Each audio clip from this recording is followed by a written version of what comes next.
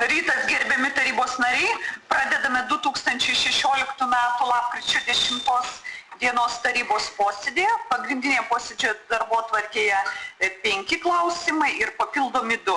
Tai dalyvauja kiek tarybos narių? 17 tarybos narių,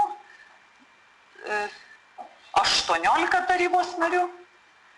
Zenonas Neselis yra ir siūlau balsuoti už pagrindinę posėdžio darbotvarkę, kas už?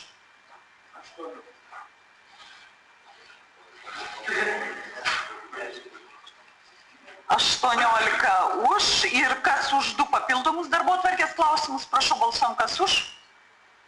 Kas prieš? Susilaikė? Nėra, vienbalsiai. Dėkoju. Yra užsiregistravę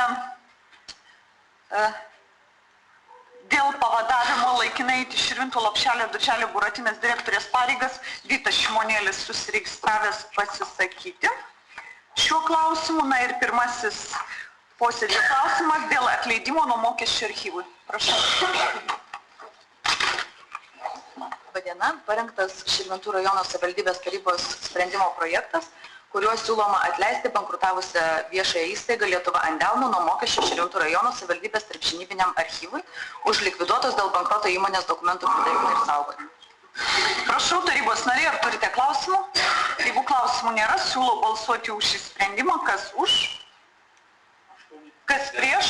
Susilaikė? Nėra. Sprendimas priimtas vienbalsiai. Dėkoju. Antrasis dėl pritarimo Širvintų rajono savivaldybės Širvintų miesto gyvenamosios vietovės teritorijų ribų pakeitimo planui. Prašau, vedėja Deimantė Uršauskaitė. Šio sprendimo projektu Širvintų rajono savivaldybės taryba nusprendžia pirmų punktų pritarti pirmų punktų Širvintų rajono savivaldybės Širvintų miesto gyvenamosios vietovės teritorijos ribų pakeitimo planui. Antrų punktų Širvintų rajono savivaldybės Širvintų miesto gyvenamosios vietovės teritorijos ribų pakeitimo aiškinamajam raštui. Antrų punktų pavesti Širvintų rajono savivaldybės administracijos direktoriui suderinti Širvintų miesto gyvenamosios vietovės teritorijos ribų pakeitimo planą teisės aktų nustatytą tvarką. Ir trečių punktų siūlyti Lietuvos Respublikos vyriausybei pakeisti Širvintų rajono savivaldybės Širvintų miesto gyvenamosios vietovės teritorijos ribas pagal pridedamą planą. Tarybos nariai, prašau, ar turite klausimų? Klausimų nėra, siūlau balsuoti už šį sprendimą. Kas už? Kas prieš?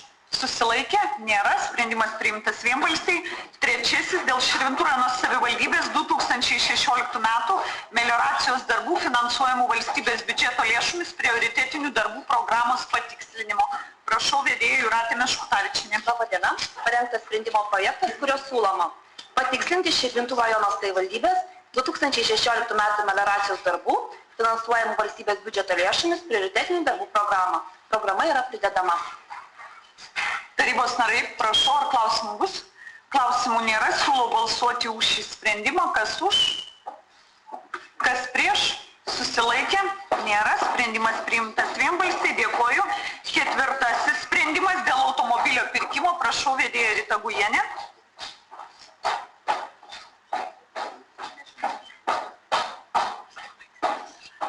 Labadiena. Parengtas tarybos sprendimo projektas, kuriame siūloma leisti Širvintų rajono savivaldybės kultūros centro pirkti tarnybinį lengvąjį automobilį nedaugiau kaip už 35 000 eurų su PVM ir įgalioti Širvintų rajono savivaldybės kultūros centro direktorių organizuoti viešąjį pirkimą automobilį įsigyti. Labai atsiprašau, gerbiami tarybos nariai, buvo Rimo Stepaičio raštiškas pranešimas, dabar Dalia informavo dėl nusišalinimo nuo šio klausimo. Tai mes turim prabalsuoti, ar sutinkam, kad Rimas Stepaitis nusišalintų nuo šio sprendimo. Kas už, kad jis naudos negaus, bet dėl šventos ramybės kartais mes jau taip darom. Tai gerbiami tarybos nariai, kas už tai, kad jis nusišalintų?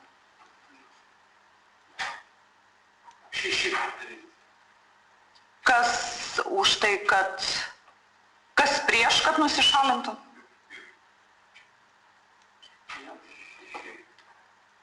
Tai Rimas Stepaitis nusišalina, tada jūs palikit posėdžių salę.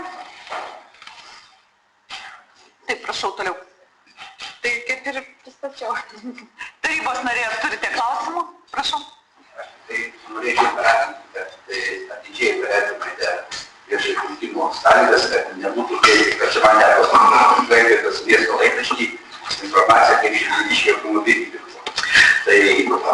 Tai gal tada Tai gerai, dėkoju už pastebėjimą Vytui Šimonėliu, tai tikrai Širvintų rajono savivaldybėje viešieji pirkimai vyksta skaidriai ir tikrai mes nesielgiam taip, kai buvo būtent praeitoj kadencijoje, aš konstatuoju faktą, kai kultūros centre autobusiukui buvo pateiktas pasiūlymas už 158 tūkstančius, buvo jo atsisakyta pirkti ir po 2 savaičių buvo nupirktas už 300 tūkstančių.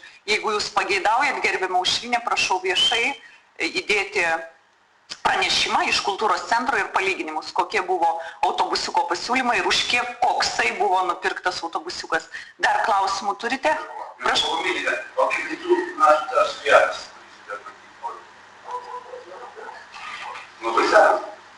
Kur dabar naudojama? Jo. Tai jau niekur dabar.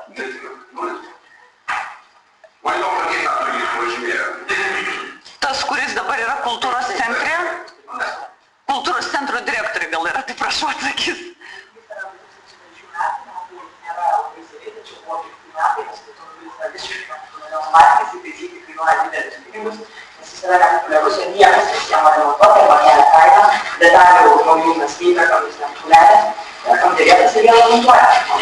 Jeigu iš tikrųjų tarybos nariam įdomu, tai galėtumėm komitete pateikti sąskaitos, kokios yra sąskaitos automobilio šito remonto ir turbūt senai jau galima buvo nupirkti kitą, kurį, prašau.